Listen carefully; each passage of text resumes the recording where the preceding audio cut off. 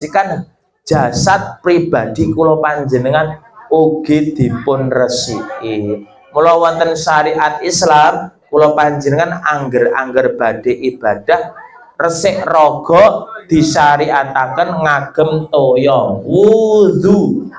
Nak mboten wudu tayamum. Lah Mas Wahid, tayamume kapan dipraktekke? Nak mboten enten toya. Contone kula nalikane pun numpak motor mabur. Enten mriko ya ana banyu Mas Wahid, tapi ana kolah, ana WC. Banyune sithik dienggo wong 360 wong. Ora mungkin arep wudu ana kolah. Akhire wudune lewat tayamum. Ngagem debu di sekitar kula panjenengan yang kita yakini ana debune. Ngarep buri jok kursi, pinggir jok kursi, ngon dinding pesawat motor mabur ngoten niku. Lah kanca kula iki kula kecerai. Mas Wahid, lha iki wudune ngendi? Tayume ngendi iki?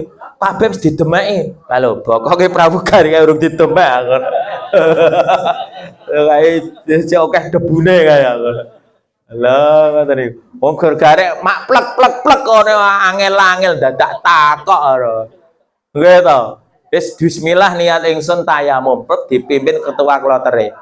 Mas Wahid niki jamak takdim sekalian. Oh nggih cocok ngono. Diumumke. Bapak-bapak, ibu-ibu niki pun manjing salat maghrib pramila dijamak qashar nggih. 3 rakaat terus 2 rakaat nggih. Nggo sakniki do tayamum piyambak-piyambak nggih, do tayamum dhewe-dhewe. Oh niku bisa dipraktekkan salah satunya ketika kita dalam kendaraan. Lho Mas Wahid, lagi madepe nyandi sak madepe kendaraan. Kok ndelalah niki kok terdange ngilen ya. Mengkahe mriko ya kita pas madhep ndelah Ka'bah ya termriko. Lah